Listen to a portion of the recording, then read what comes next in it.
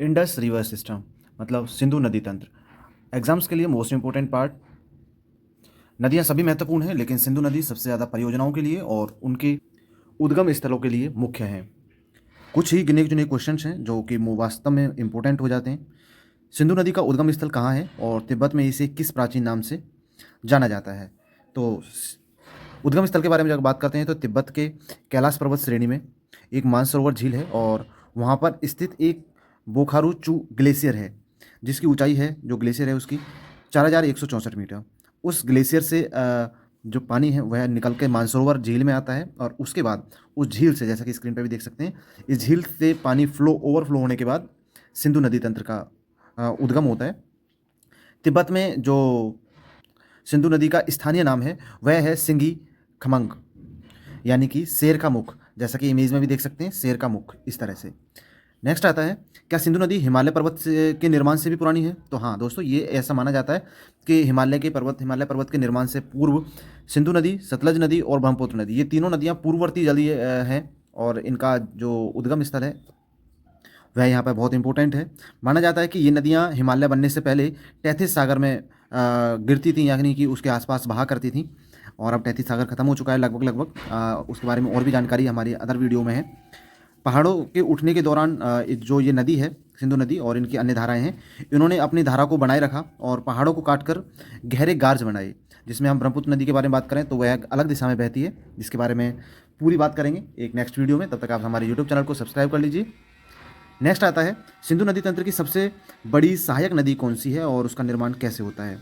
तो माना जाता है कि जो चिनाब नदी है वह सबसे बड़ी सहायक नदी है सिंधु नदी तंत्र की। हिमाचल प्रदेश की जो जास्कर श्रेणी है वहाँ के बारालाचाला दर्रे के पास से यह इस चिनाब नदी का उद्गम होता है, और जब इसका निर्माण हो रहा होता है वहाँ पर दो धाराएं मिलती हैं, चंद्र और भागा नाम से।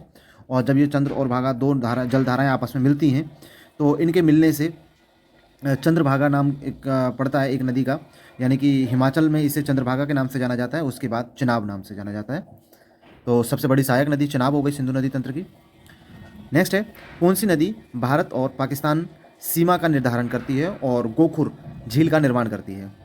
तो भारत और पाकिस्तान की सीमा बनाने वाली झेलम नदी है और लगभग 170 किलोमीटर तक भारत और पाकिस्तान के बीच एक प्राकृतिक सीमा बनाती है। ये नदी उद्गम जो होता है इस नदी का वह पश्चिमी जो कश्मीरी घाटी है, कश्मीरी घाटी के जो पीर पंजाल श्रेणी है उसके पास एक बेरी नाग नाम से उद्गम स्थल है, वहाँ से झेलम नदी का उद्गम होता है और 170 किलोमीटर तक की सीमा के साथ भारत पाकिस्तान के बीच प्राकृतिक सीमा बनाती है और मुजफ्फराबाद के बाद एक तीखा मोड़ ले लेती है। ठीक है। नेक्स्ट आता है कि सिंधु नदी तंत्र वह कौन सी नदी महत्वपूर्ण है जो पाकिस्तान नहीं जाती और पूरी तरह से भारत में ही बहती है? तो इसका सही जवाब हो जाएगा व्यास नदी। व्यास नदी है, ये पूरी तरह से भारत में ही उद्गम होता है और भारत में ही अन्य नदियों में मिलकर विलुप्त हो जाती है या फिर दूसरी नदी में सहायक नदी बन जाती है। तो हिमाचल प्रदेश के रोहतांग दर्रे के पास से लगभग 4000 मीटर की ऊपर एक व्यास कुंड है और व्यास कुंड से उद्गम होता है व्यास नदी का। इसके अलावा जब संगम की बात करते हैं हम तो यह नदी सतलज नदी के साथ संगम बनाती है और संगम बनाती है पंजाब के एक हरीके नाम की जगह है और वहाँ जा करके सतलज नदी में मिल जाती है। और लगभग इसकी जो लंबाई है वह 460 किलोमीटर है। जो व्यास नदी है, व्यास नदी की जो लंबाई है वह लगभग 460 किलोमीटर है। नेक्स्ट आता है पंजनाद क्या है और ये सिंधु नदी से कहाँ मिलता है? तो जो पंजनाद है इसे पंजाब की 5 प्रमुख नदियाँ हैं उनके संयुक्त जल को माना गया है, जैसे कि झेलम हो गया, रावी हो गया, व्यास हो गया, चिनाब और सतलज हो गया। ये जब सभी नदियाँ मिलती हैं एक जगह तो उसे पंजनाद कहा गया। और मिलती कहाँ पर है? पाकिस्तान के मिठानकोट के पास सिंधु नदी में इनका संगम होता है। डायरेक्ट सिंधु नदी में जब मिलती हैं ये तो पाकिस्तान के पठानकोट में ही होता है, मिठानकोट में होता है। ठीक है, तो उसी के बाद वहाँ पर नाम पड़ा पंजाब, जब सभी नदियाँ मिलती हैं एक जगह पर। नेक्स्ट आता है कि काराकोरम और लद्दाख क्षेत्रों में दाहिने तट से सिंधु में मिलने वाली, राइट हैंड साइड से, यानी कि अफगानिस्तान साइड से मिलने वाली प्रमुख सहायक नदियाँ कौन सी हैं? अगर हम भारतीय क्षेत्र में बात करते हैं तो भारतीय क्षेत्र में एक श्योक नदी है और ये माना जाता है कि सबसे बड़ी सहायक नदी है। इसके अलावा गिलगित है, हुंजा है, निब्रा है, ये सियाचिन ग्लेशियर से निकलती हैं।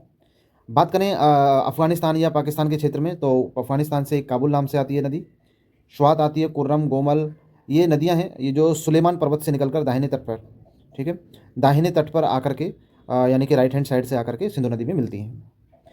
ठीक है, ये भारत वाली हो गई और ये पाकिस्तान और अफगानिस्तान वाली हो गई। नेक्स्ट आता है इन नदियों पर होने वाली परियोजनाओं के बारे में, जिसकी वजह से इंपॉर्टेंट हो जाता है सिंधु नदी तंत्र। तो सिंधु नदी तंत्र के पर स्थित भारत की प्रमुख बहुउद्देशीय नदी परियोजनाएं हैं, वे कौन सी हैं? तो सबसे पहले आता है सतलज नदी पर भाखड़ा नांगल बांध है और ये भारत का सबसे बड़ी है। इसके अलावा एक सतलज नदी पर नाथपा झाकड़ी नाम से भी परियोजना है। चिनाब नदी के बारे में अगर हम बात करें तो चिनाब नदी में सलाल है, बगलिहार है और दुलहस्ती, ये परियोजनाएं हैं। झेलम नदी के बारे में बात कर लेते हैं।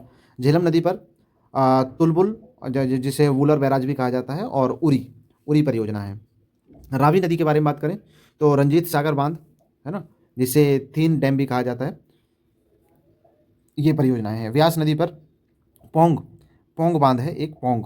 ठीक है, ये परियोजनाएं हैं मुख्यतः जो सिंधु नदी तंत्र के और सहायक नदियां हैं उन पर अब भारत को जो योजना है मदद पहुंचा रही हैं। नेक्स्ट आता है सबसे ज़्यादा इंपॉर्टेंट कि वे सिंधु नदी तंत्र एक विवादित मामला था, उसे सुलझाया गया और उसको नाम दिया गया सन 1960 में सिंधु जल समझौता। ठीक है, अब यहाँ पर होता क्या है कि ये नदियाँ का नियंत्रण को कैसे बांटा जाए, और तो इसके लिए भारत और पाकिस्तान से जो अपने मध्यस्थता वाले हैं मध्यस्थ करने के लिए विश्व बैंक आता है बीच में, और विश्व बैंक कहता है 19 सितंबर 1960 को कि कुछ नदियां पाकिस्तान को ज़्यादा महत्वपूर्ण हैं और कुछ भारत के लिए। तो उन्होंने कहा कि जो पश्चिमी नदियां हैं उन पर पाकिस्तान का नियंत्रण होगा, यानी कि लगभग 80%, जिसमें सिंधु, चुनाब और झेलम ये नदियाँ आती हैं, और इन पर 20% भारत का हिस्सा होगा। भारत केवल run of the river project और सीमित सिंचाई कर सकता है इन 80 और 20% में। वहीं बात करते हैं पूर्वी नदियों के बारे में, तो पूर्वी नदियों पर भारत का नियंत्रण होगा पूर्ण, और जो 20% जल है वह पाकिस्तान को दिया जाएगा, जिसमें रावी, व्यास और सतलज नदियाँ आती हैं। इसके अलावा चलते हैं नेक्स्ट, जो सिंधु नदी तंत्र है उसका कितना यात्रा है। अपनी 2880 किलोमीटर की लंबी यात्रा समाप्त करके सिंधु नदी अपना जल कहाँ गिराती है, बहुत इंपॉर्टेंट है। अरब सागर में गिराती है, अरब सागर में, और अरेबियन सी बोलते हैं इसे, और पाकिस्तान में ही है ये, और वहाँ पर एक डेल्टा भी बनाती है। देखते हैं पंजनाद का जल समेटने के बाद, ठीक है, पंजाब यानी कि पंजनाद का जल समेटने के बाद सिंधु नदी तंत्र दक्षिण की ओर बहती है, साउथ की तरफ बहती है, और उसके बाद पाकिस्तान के कराची शहर के पूर्व और दक्षिण में एक विशाल मैंग्रेव डेल्टा बनाती है। मैंग्रेव के बारे में हमने पढ़ा है, जब भारत की गंगा नदी मैंग्रेव बनाती है उसी तरह से मैंग्रेव बनाते हुए अंततः अरब सागर में समा जाती है। अरब सागर भारत के गुजरात साइड में जो सागर है वह अरब सागर का नाम दिया जाता है। अब एक बार शॉर्ट में कंप्लीट कर लेते हैं यहाँ पर। त्वरित स्मरण सारणी, सिंधु नदी का स्तर होता है, ग्लेशियर है एक बोखाचू, और झील है मानसरोवर। संगम होता है अरब सागर में गिरती है जाकर के।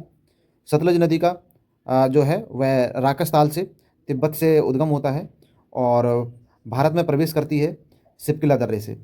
झेलम नदी है, ये बेरीनाग कश्मीर से उद्गम होता है और वुलर झील का निर्माण करती है, यानी कि मीठे पानी की झील बनती है वहाँ जाके। चुनाव बारालाचाला दर्रा से हिमाचल प्रदेश में इनका उद्गम होता है और सिंधु नदी की सबसे बड़ी सहायक नदी भी है चुनाव। रावी नदी हिमाचल के रोहतांग दर्रे से उद्गम स्थल होता है इसका, और पीर पंजाल धौलाधर के बीच में जाके मिल जाती है। इसके अलावा व्यास नदी जो है वह व्यास कुंड हिमाचल से निकलती है और ये केवल भारत में ही बहती है।